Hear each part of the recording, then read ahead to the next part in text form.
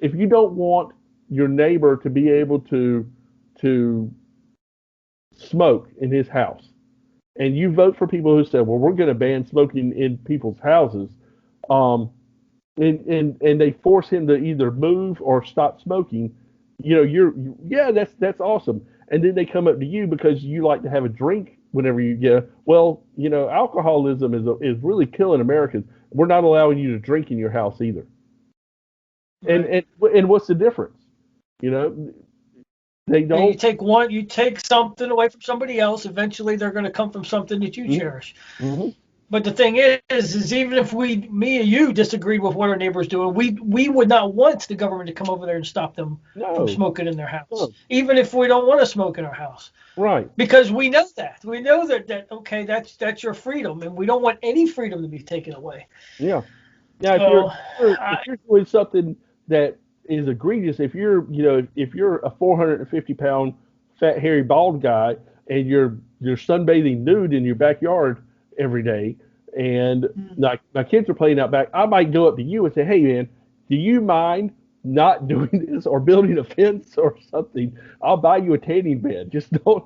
My kids, I don't want to see yeah, that. Let have my kids see that. So I would never go to the government and say, you need to create a law that says that guy can't do that. Now, right. there's already laws that say big ugly fat guys shouldn't be out Dude, naked. I don't even want the HOA to tell them Mm, that. no, and that's the problem. Is these also? I guarantee you, all these people that are pushing government mandates are the exact same people who are in favor of homeowners associations. Oh Not only yeah, in favor of them, and the they're the people people who who are run them too. yeah, because that's their little power. That's their little fiefdom. Is I've got this little bit of land that I'm in charge of, and it's not that it's my land. It's that I get a kick out of telling people around me what to do, and they have to do that. They No, have to do it right. I absolutely fucking despise people who want to control somebody else just because they want to control. Not because they see a greater good, but just they want to control for no reason whatsoever. These people that run HOAs or presidents of the HOAs or whatever, they were the kid that was bullied Yeah. in school, and now all of a sudden he's got this little bit of power and he's going to take advantage of it. It's like successful people that have shit to do is not the president of the HOA. First of all, No. you know, they got too much other stuff. They'll let you do that and let you have the power trip. They're one of the worst people on the planet. I mean, yeah, that's exactly what I was about to say was, and I don't know how we got off on this tangent, but if you are the head of an HOA, or you are a member of an HOA and you're happy about being a member of it and you're happy with HOA, you're one of the worst people walking the face of the earth. You just are. You are trash. I don't care if you're watching this video and you're offended by that. Turn the damn video off because it's the truth. You are trash if you are the head of an HOA and you're happy about that. Now if you're the head of an HOA and you're like, hey, I want to be in charge of this because I want to take the HOA over and have it so that we don't have any power whatsoever. You're awesome.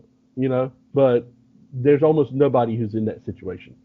There might be No, no. there might be five people in the whole country that are in charge of HOAs that are like, and I'm not a member of an HOA. I don't live in a neighborhood with an HOA. I don't know what other than just my experience with them. I don't know why I'm so fired up about this, but they are I they're don't just know. But it'll they're make a just good little snippet when you cut it up. they're worthless. They're just It'll say Jack Rizzo's HOA rant, I tell you, I and mean, just play that. you That's go one video.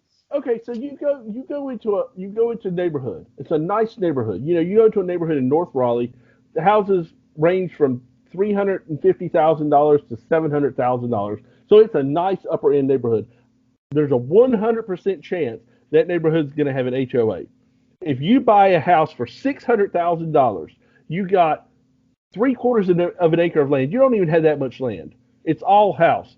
You got a 3,000 square foot house, 3/4 of an acre of land, and you want to build a white picket fence around your house because your wife, who you are living for, this is your wife, this is the love of your life. Her entire dream has been to own a house with a white picket fence, and you want to build a white picket fence on your property that you pay for, that you pay property taxes on every year. That has, that has a benefit to the rest of the neighborhood because it's a beautiful house. You want to build a white picket fence on there, the HOA will come in and say, no, you cannot build that because this is the fence that we build in this neighborhood. This is the style that we build 6 foot tall shadow box fences here, and it's got to be built by this company that's the only company that's allowed to come in here and build.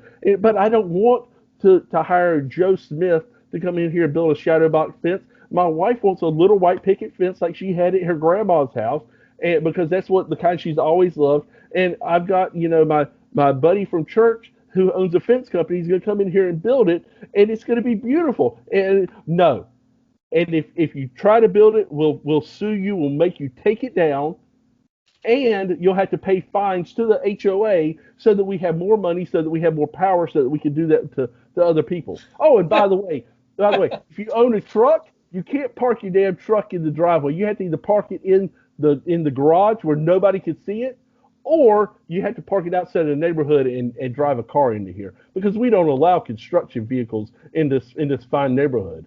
It doesn't matter that you own a plumbing company and that's how you were able to buy a $600,000 house. Is you own a plumbing company and you've got a plumbing truck that you drive every day back and forth to work. No, I'm sorry. It's your property. You should be able to do with it what you want, and you should be able to tell the HOA to go pound sand anytime that you want. Period. End of rant.